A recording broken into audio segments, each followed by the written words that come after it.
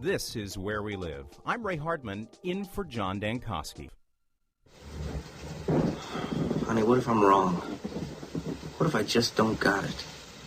Dad, it was only one review. Well, Ed Wood, not an independent film, but a great film by Tim Burton. But the filmmaker Ed Wood was, his tour de force, Plan 9 from Outer Space, widely considered one of the worst movies ever made, rightfully so. Joining us was someone who's infinitely more talented than Ed Wood, Connecticut filmmaker Tom Seymour. Tom, does that clip resonate with you in those dark evenings when you're thinking about your latest project? Oh, absolutely. I'm actually a huge fan of Ed Wood. I watch that movie a lot. When I'm actually feeling down, I watch that film.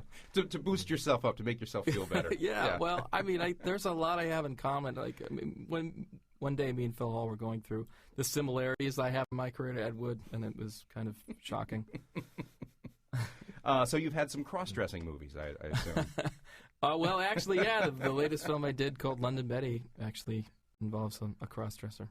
So what's it like trying to put together, a 90-minute film on a shoestring budget? Well, it's pretty difficult. The last film I did, actually, I was in pre-production for 2 years, and it's because what I'm lacking in funds, I have in time, and so especially before you shoot, you can really take the time to try to plan things out.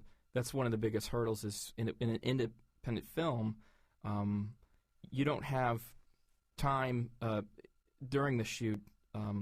Like, let's say a typical film would be shot over a few months. I would only have a few weeks. Mm-hmm. So pre-production is something that I could do for cheap to hopefully make a more cohesive film, Yeah.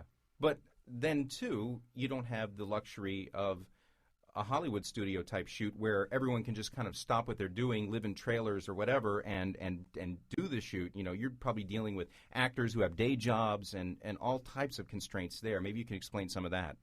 Oh yeah, I mean, we are working around other people's schedules. I mean, we try to basically, the way that a lot of my friends are involved in the film is they treat sort of the independent films as their vacation. Mm-hmm. So they'll take a week off from work, and their vacation will be to work 14 hours a day on my independent film shoot.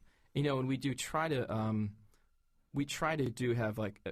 have a fully functional shoot. We try to have catering, and like I was saying, I had this one actor, Daniel von Bargen, in London Betty, and you might recognize him from Malcolm in the Middle or Seinfeld.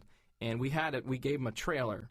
I mean, it was my parents' camper, but he had a trailer, and he appreciated it very much. Yeah. So